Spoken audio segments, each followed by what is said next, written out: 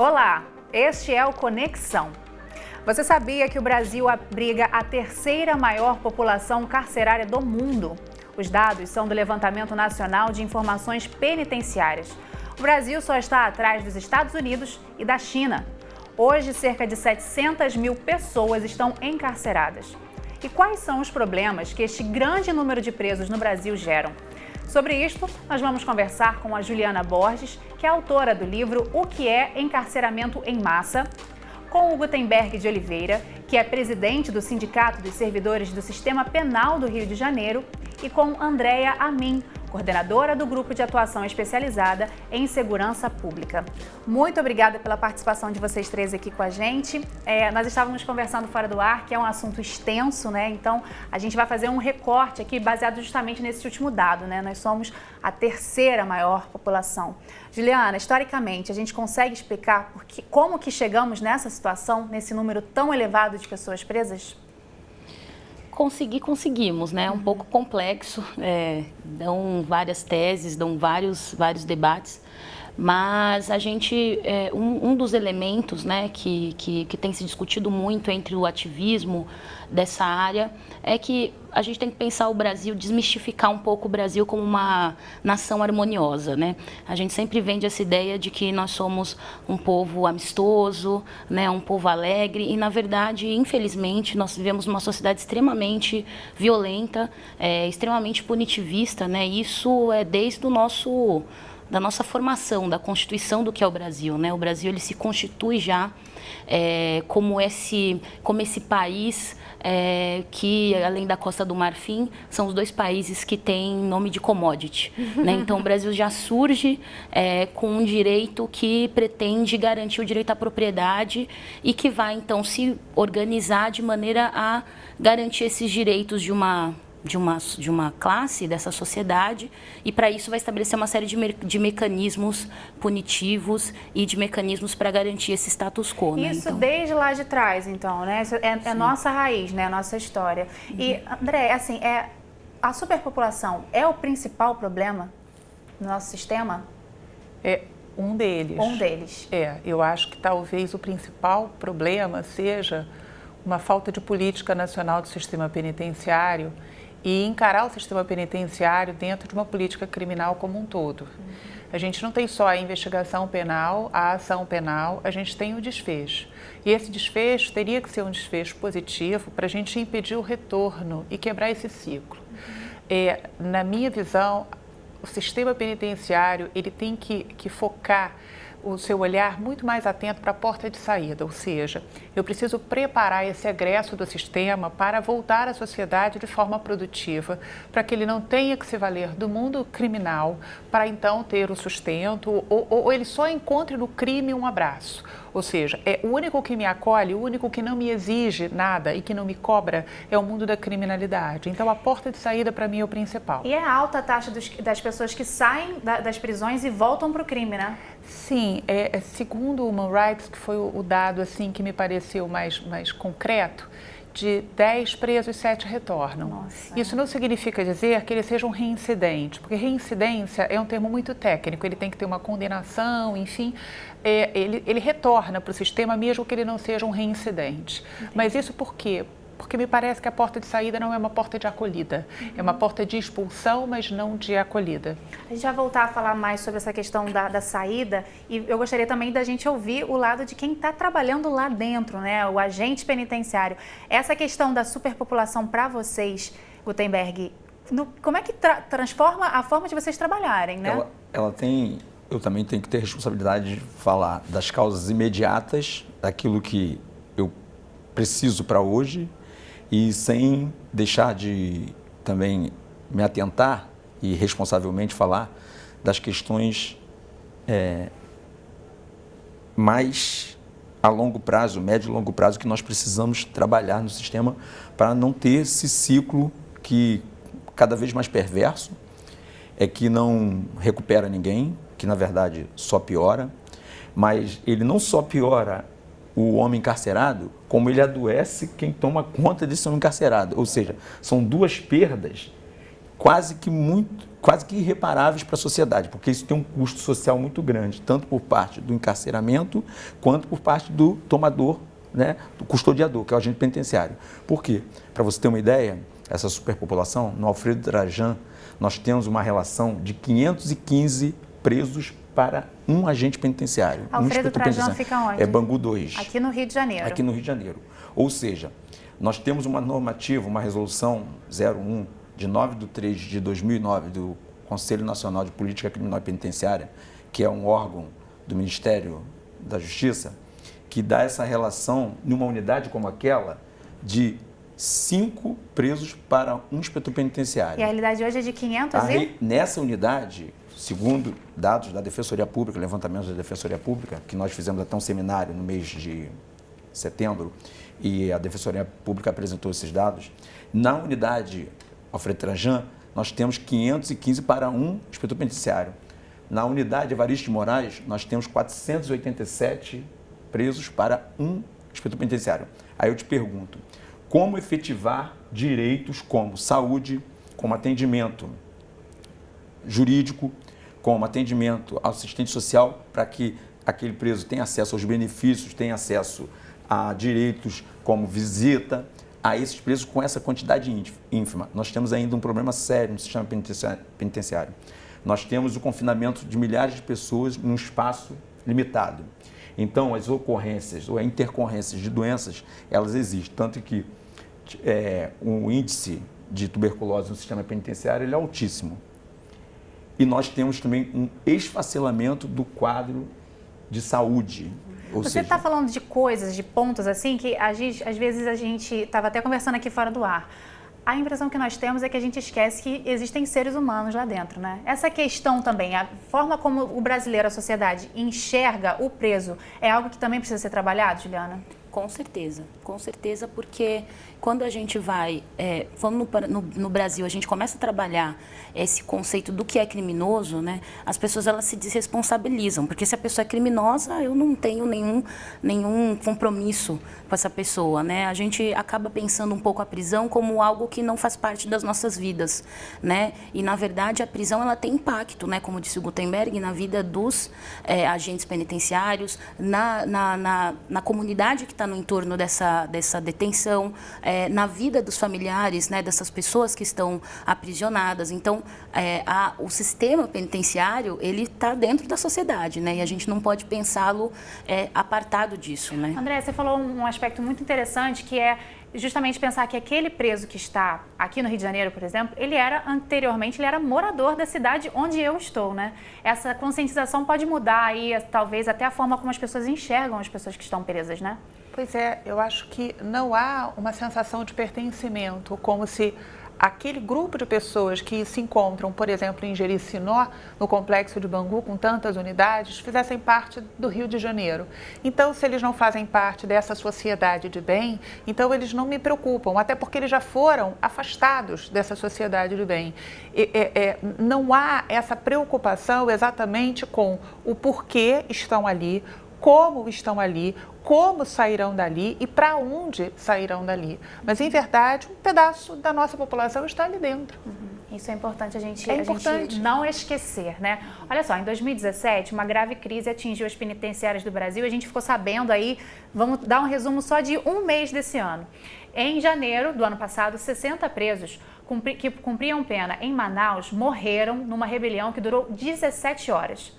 Na mesma semana, houve tumulto numa penitenciária de Roraima e 33 presos foram mortos.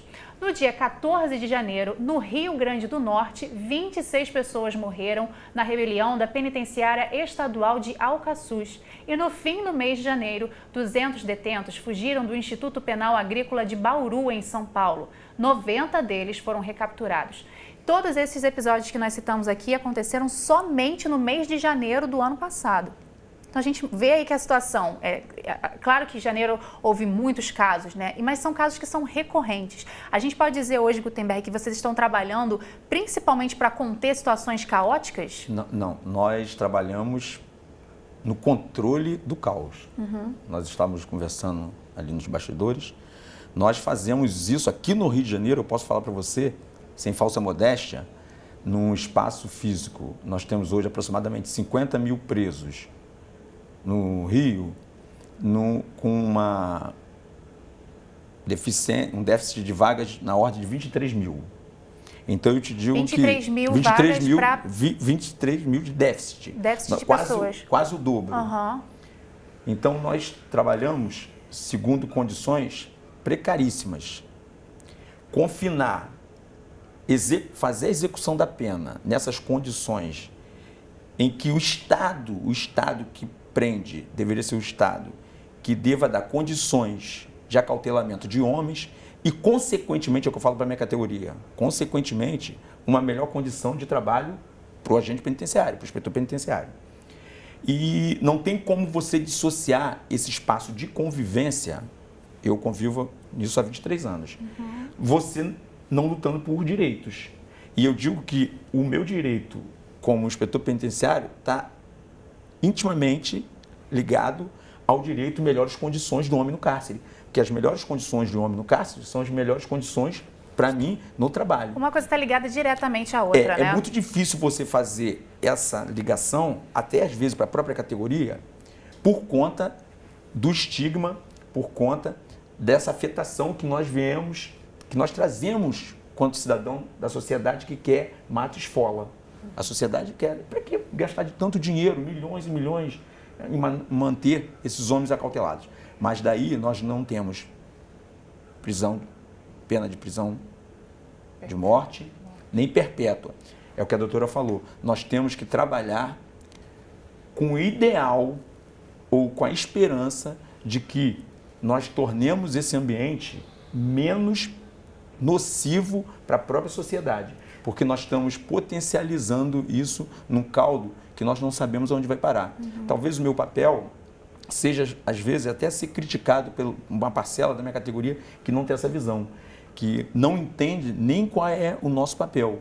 Eu vejo que o meu papel ali não é só manter eles presos, é mantê-los presos e fazer com que o Estado cumpra o papel dele de efetivar os direitos, para que nós tenhamos naquele ambiente um arrefecimento do caos. Você falou sobre essa questão do gasto, né? Eu estava lendo um levantamento até de 2016, que a manutenção desse preso é bem cara, em média de R$ 1.600 por mês, o que hoje seriam cerca de 12 bilhões por ano. Esse dinheiro está sendo investido da forma errada, doutora, não é? Seria melhor pegar esse dinheiro e investir de uma outra forma, talvez para trabalhar mesmo pela recuperação desse preso e chegar nesse ponto que você citou lá no início, né, de que a saída dele precisa de muito cuidado? Talvez a gente tenha que reexaminar esse custeio e as práticas de gestão. O Ministério Público hoje, ele criou um laboratório de controle orçamentário exatamente porque sentimos uma falta de controle dessa gestão, esse é um ponto. Segundo, que não é só a questão de recursos, é a questão de uma visão de gestão e de atuação em rede. Como a gente estava falando até um momento antes, a rede SUAS não é acionada, por exemplo, pela própria rede de assistência que existe dentro do sistema carcerário. Explica pra gente o que é a rede SUAS. A rede SUAS é o Sistema Único de Assistência Social. Então, nós temos os Centros de Referência Especializados de Assistência Social, que são os CREAS e os CRAs. Eles dão uma alavancagem social e eles têm vários programas, recebem recursos, talvez não numa pujança grande, mas, enfim, eles têm equipes que são especializadas nesse trato. E na hora que eu, por exemplo, que eu coloco um preso na rua num livramento condicional, ele simplesmente vai para a rua e o sistema fala, não apronte, não faça nada. Se você fizer, você retorna para cá e a sua situação vai agravar.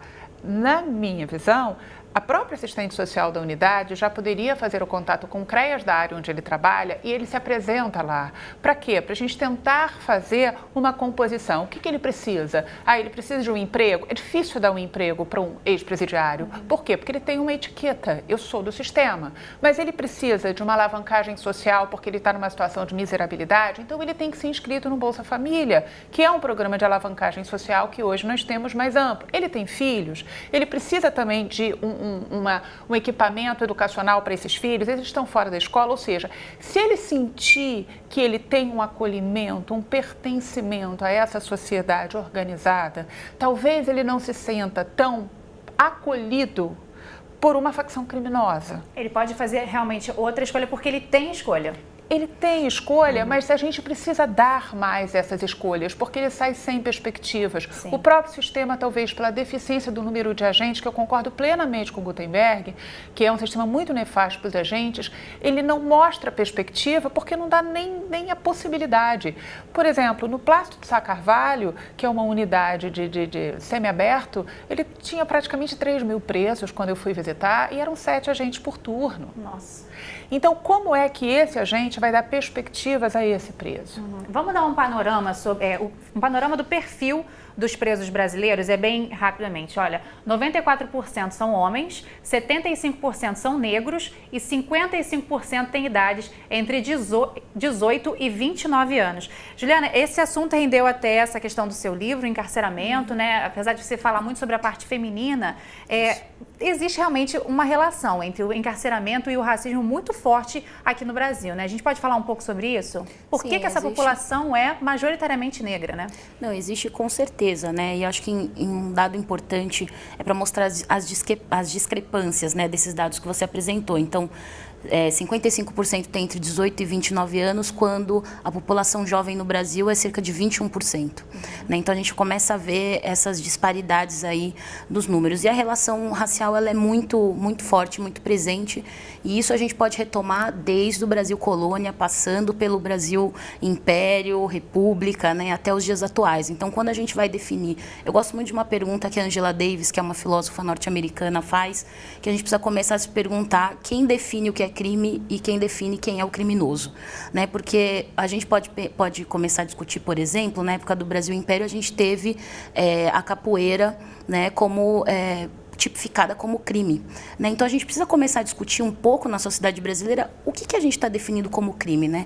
A grande parte dessas pessoas que estão presas, elas estão presas por pequenos delitos, então até 8 anos, né? A gente precisaria que essa pessoa estivesse detida, né? A gente tem o caso do Rafael Braga, por exemplo, que é um caso simbólico, emblemático, 0,6 gramas de cocaína, né? Isso explica 11 anos, né, como... Ainda mais quando a gente compara a questão do filho da desembargadora, que não teve a mesma tratamento. Exatamente. Então, a gente começa a ver a questão da seletividade penal, né? Tem uma pesquisadora, a Winnie Bueno, que ela fala que existe uma seletividade racial, na verdade, né? Então, as relações, elas são muito próximas, né? Outra pesquisadora que eu gosto muito, a advogada Michelle Alexander, norte-americana também, ela vai falar do sistema de justiça criminal como um aparato de reordenamento do racismo no nosso sistema atual, né? Então, ela fala que o sistema de justiça criminal, ela vai estudar o caso dos Estados Unidos. É claro que a gente tem que fazer as diferenças, obviamente, né? Não podemos achar que o que acontece lá acontece aqui. Mas ela vai falar de coisas interessantes como o sistema de justiça criminal nos Estados Unidos como uma instituição que garante um sistema de castas raciais, né? Então, se a gente for pensar no Brasil, como explicar, por exemplo, que num período que a gente teve grande desenvolvimento econômico, né, pessoas, quase o pleno emprego no Brasil, a gente teve um aumento de mais de 500% na população carcerária feminina e de mais de 200% na população masculina, né? Porque a gente vai estabelecendo mecanismos, né, de criminalização das pessoas que vão aprofundando e vão, obviamente, aumentando a população carcerária, né? No caso do Brasil, é a nova lei de drogas de 2006, que eu acho que são situações que precisam ser realmente revistas, né? A gente está entrando na parte final do nosso programa. Eu gostaria de ouvir de vocês, Gutenberg, na sua opinião, para o inspetor, para o agente penitenciário hoje, o que é necessário para dar o pontapé inicial para mudar essa situação? Eu vou começar com uma frase. Começar a pensar é começar a ser consumido. Começar a pensar e buscar soluções para o sistema penitenciário é você ser derretido como uma pedra de gelo no sol de 40 graus em Bangu. Porque você não vê, como a doutora falou, você não vê políticas públicas, você vê pessoas da envergadura de um ministro da Defesa, o Raul Jungmann, da declaração basicamente generalizando um profissional que, como eu falei com você, não tem condições de combater a criminalidade a partir das unidades prisionais e se controlá-la, porque nas condições que nós trabalhamos, nós controlamos, e aqui no Rio de Janeiro, e muito bem. Então, eu não quero ser presunçoso em falar que nós temos a solução, porque para esse quadro de caos, hoje, nós estamos dando a solução, que é de controle sobre essa condição nefasta para um profissional íntegro que entra 8 horas da manhã e sai 8 horas da manhã do outro dia, para tentar fazer com que naquelas 24 horas nada de pior aconteça e ele encontre a unidade da forma que ele deixou naquele dia. Eu acho que essa é a nossa contribuição, porque nós não vemos, com toda a sinceridade e sem a petulância de achar que eu tenho a solução, ou seja, que eu tenho a panaceia para o sistema penitenciário do Brasil. Mas uma coisa, sem dúvida nenhuma, nós, inspetores penitenciários, através do Sindicato de Servidores do Sistema Penitenciário do Rio, da Federação Nacional Sindical do Sistema Penitenciário, nós estamos botando o dedo nessa ferida. E nós também queremos discutir a questão da política penitenciária no Brasil. Acho que essa a questão da discussão é um início, doutor André, ou já existem ações que precisam ser postas em prática, já se sabe o que fazer? Não, existem algumas ações que já estão sendo postas em prática. Até aqui no Rio de Janeiro a gente tem um exemplo que foi a criação de um comitê de combate à superpopulação carcerária. Foi uma iniciativa da Promotoria de Tutela Coletiva do Sistema Prisional e Direitos Humanos do Sistema Prisional, que foi abraçada pelo Tribunal de Justiça, onde, de certa forma, a gente teve um sucesso. O doutor Murilo Bustamante, que está à frente desse trabalho pelo Ministério Público, ele conseguiu, dentro desse comitê que estuda a porta de entrada e porta de saída, inclusive com as revisões de prisões provisórias, das prisões preventivas, a gente conseguiu dar um freio no aumento da população carcerária aqui, ou seja, a gente estava num crescente de já chegar a 87%, 85% de excesso e a gente cair para 81%, 78%, 79% e buscando um equilíbrio entre as unidades penitenciárias. Vou te dar um exemplo. Em Japeri, a Milton Dias Moreira, em Japeri, ela estava com um excedente de 300%. 300%. No lugar de um preso, eu tinha 3. Meu pai. Tá? Enquanto outras unidades, você já tinha um número de 1 para 1, ou então até uma sobra de vagas em algumas poucas unidades. É preciso construir, então? Presídios ou não? Na verdade, a gente tem que repensar algumas coisas. A construção de presídios é a primeira solução mais simples. Olha, tem preso em excesso, vamos construir presídios. Mas isso não vai impedir que o ciclo, não continue. Mude, né? Não seja cortado. Não vai mudar a realidade. Eu acho até que precisamos construir presídios, sim, para humanizar. No seguinte sentido, presídios menores, onde a gente tenha condições do agente, por exemplo, fazer o seu trabalho de maneira adequada e mais humanizada para o agente e para o preso. Então, nesse ponto, sim, porque nós temos 370 mil mandados de prisão abertos para cumprimento. Se eles forem cumpridos, nós vamos ter 1 milhão, estou falando em Brasil, nós vamos ter 1 milhão de presos no Brasil, para um número de vagas muito aquém desse número de 1 milhão. Então, vai ter um excedente maior. Então, a gente está fazendo uma tentativa de reequilíbrio, pelo menos, das unidades. Então, é para todo mundo ter mais ou menos 70% de excedente, porque isso evita que uma unidade tenha um disparate de 300%. Estamos trabalhando com maior afinco nas audiências de custódia. Sim, o próprio Tribunal de Justiça, ele abriu mais unidades, mais espaços para audiência de custódia em todo o estado. Isso é um dado muito positivo e uma revisão nas prisões preventivas e uma aceleração em algumas ações criminais, exatamente para que a gente não tenha o preso provisório em maior número, a gente tenha logo uma condenação e ele já comece a cumprir a sua pena. Então, existem algumas ações, mas elas não vão apagar o incêndio. Elas são a médio e a longo prazo. É isso que a gente precisa pensar em termos de sistema. Não existe solução fácil e rápida, mas realmente precisa se começar realmente e implementar essas ações assim o quanto Eu antes, acho que né? nós temos que trabalhar em 2 pontos. Precisamos ter um plano nacional para o sistema penitenciário sério e que seja abraçado por quem tem a maior caneta desse país, que seria a Presidência da República. Sim. Tá? Segundo, que os estados cumpram e elaborem os seus planos estaduais. Mais ainda, que os municípios também entendam que os seus munícipes estão ali dentro e também participem, nem que seja sob a forma de convênios, porque se hoje eu não tenho médicos e um município de Campos, por exemplo, permite que um médico atenda aos presos daquela unidade carcerária, eu estou respeitando direitos humanos e estou contribuindo para a ressocialização. Tá, então, ótimo. temos o que fazer. Temos muito para fazer. Eu agradeço muito a presença de vocês. O nosso tempo, infelizmente, acabou. O Futura vai continuar falando sobre isso. Muito obrigada pela sua companhia aqui com a gente. Se você quiser rever essa conversa, basta acessar o futuraplay.org. Até a próxima.